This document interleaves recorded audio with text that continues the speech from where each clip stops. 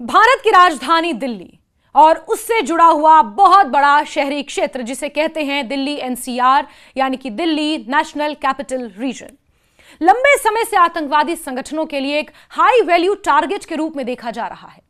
इसकी वजह केवल यह नहीं है कि यह देश की राजनीतिक राजधानी है, बल्कि इसलिए भी कि यहां सत्ता, अर्थव्यवस्था, कूटनीति, संस्कृति और वैश्विक ध्यान सभी एक ही जगह पर केंद्रित है।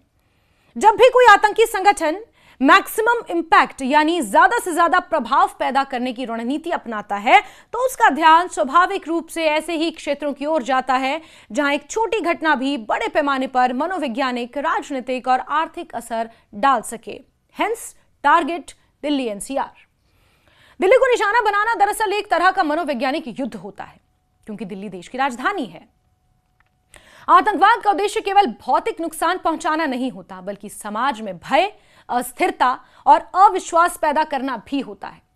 जब देश की राजधानी या उससे सटे इलाके में कोई घटना होती है तो उसका असर केवल स्थानीय नहीं रहता, बल्कि पूरे देश में असुरक्षा की भावना फैल जाती है। लोग ये सोचने पर मजबूर होते हैं कि अगर देश की राजधानी ही सुरक्षित नहीं है तो हमारा शहर कैसे सुरक्षित होगा, और यही टारगेट होता है आतंकवादियों का।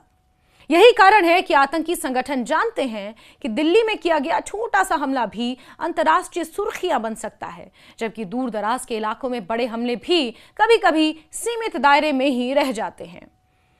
दिल्ली का राजनीतिक महत्व इसे और अधिक संवेदनशील बनाता है। यहां parliament house, Rashtrapati Bhavan, supreme court of India, Delhi high court जैसे संस्थान स्थित हैं जो देश की लोकतांत्रिक संरचना के स्तंभ हैं।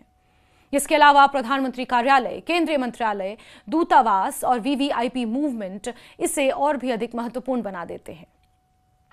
इन स्थानों पर हमला केवल एक सुरक्षा चूक नहीं माना जाता, बल्कि ये देश की संप्रभुता और स्थिरता पर सीधा हमला समझा जाता है। दिल्ली की सांस्कृतिक और ऐतिहासिक पहचान भी इसे आतंकियों के लिए आकर्षक लक्ष्य बनाती है। Red Fort, India Gate, Akshardham जैसे प्रतीकात्मक स्थल न केवल भारत की विरासत का प्रतिनिधित्व करते हैं, बल्कि यहाँ बड़ी संख्या में पर्यटक और श्रद्धालु भी आते हैं। ऐसे स्थानों को निशाना बनाकर आतंकी संगठन न केवल जानमाल का नुकसान करना चाहते हैं, बल्कि देश की सांस्कृतिक पहचान को भी चोट पहुंचाने की मंशा रखते हैं।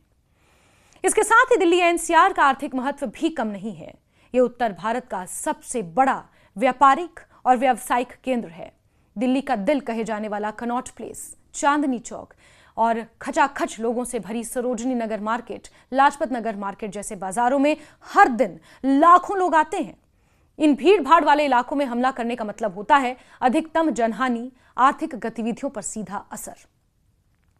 इस तरह के हमले न केवल तत्काल नुकसान पहुंचाते हैं, बल्कि लंबे समय तक व्यापार और उपभोक्ता विश्वास को भी प्रभावित करते हैं। आतंकवादी संगठनों की रणनीति में मैक्सिमम इंपैक्ट का मतलब यही होता है कि कम संसाधनों में अधिकतम भय और नुकसान कैसे पैदा किया जाए। यही कारण है कि वो भीड़भाड़ वाले बाजारों, सार्वजनिक परिवहन, धार्मिक स्थलों, राजनीतिक संस्थानों को निशाना बनाते हैं। दिल्ली की बड़ी आबादी जो लगभग 3 करोड़ के आसपास मानी जाती है, इस रणनीति को और भी प्रभावी बना देती है। हालांकि सुरक्षा एजेंसियां लगातार सतर्क हैं और कई साजिशों को समय रहते नाकाम भी करती रहती हैं। एनआईए यानी national investigation agency, IB intelligence bureau और आरएनए विंग यानी कि रिसर्च एंड एनालिसिस विंग जैसी एजेंसियां मिलकर आतंकवाद के खिलाफ काम करती हैं। दिल्ली पुलिस की स्पेशल सेल भी इस लड़ाई में अहम भूमिका निभाती है। हर साल बड़ी संख्या में आतंकियों और उनके सहयोगियों को दिल्ली से या दिल्ली के सटे इलाकों से गिरफ्तार किया जाता है, जिससे कई संभावित हमलों को रोका जा सके। फिर भी चुनौतियां लगातार बदल रही हैं। आज का आतंकवाद पहले जैसा संगठित और स्पष्ट नहीं रह गया। लोन वुल्फ हमले, जहां कोई व्यक्ति अकेले ही कट्टरपंथी विचारधारा से प्रेरित होकर हमला करता है, जैसे कि आपको याद होगा राजधानी दिल्ली में लाल किले के ठीक सामने मेट्रो स्टेशन गेट नंबर 1 के बाहर किया गया वो धमाका, जिसमें एक डॉक्टर शामिल था, उसे भी लोन वुल्फ हमले के रूप में ही देखा गया। सुरक्षा एजेंसियों के लिए बड़ी चुनौती इस तरह के हमले बनते हैं। ऐसे हमलों की पहचान करना मुश्किल होता है, क्योंकि इसमें कोई बड़ा नेटवर्क या संचार पैटर्न साफ नहीं होता। इसके अलावा डिजिटल रेडिकलाइजेशन ने स्थिति को और ज्यादा जटिल बना दिया है।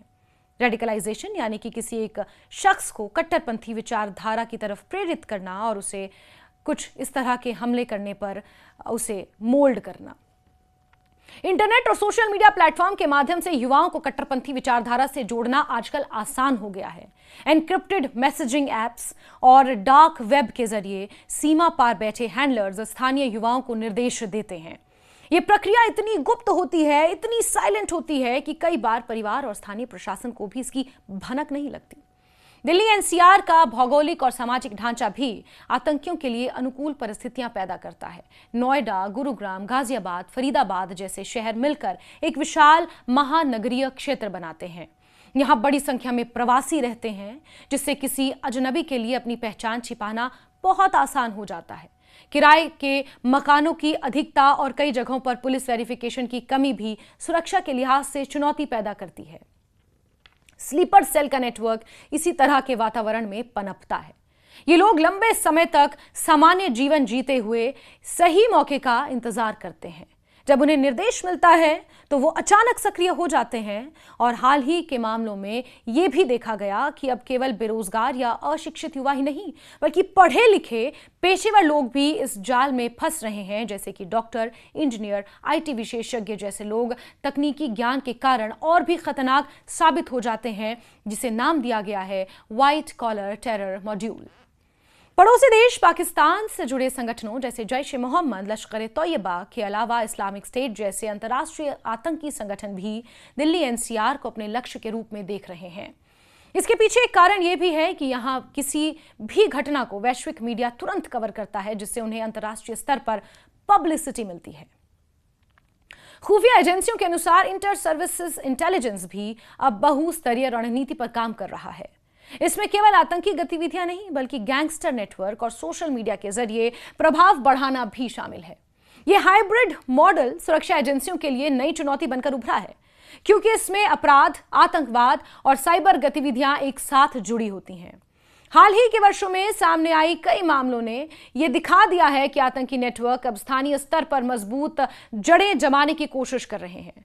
जासूसी, संवेदनशील स्थानों की रेकी, डिजिटल माध्यम से जानकारी साझा करना, ये सभी गतिविधियां इस बात का संकेत हैं कि खतरा केवल बाहरी नहीं बल्कि आंतरिक भी बनता जा रहा है। इसके बावजूद ये भी उतना ही महत्वपूर्ण है कि सुरक्षा एजेंसियों की सक्रियता और सतर्कता के कारण कई बड़ी साजिशें नाकाम हुई हैं। लगातार छापेमारी, निगरानी और तकनीकी विश्लेषण के जरिए आतंकियों के नेटवर्क को तोड़ा जा रहा है। प्लानिंग के स्तर पर ही स्लीपर सेल को पकड़ लेना इस बात का संकेत है कि सुरक्षा तंत्र लगातार विकसित हो रहा है और बदलती चुनौतियों के अनुसार खुद को ढाल रहा है।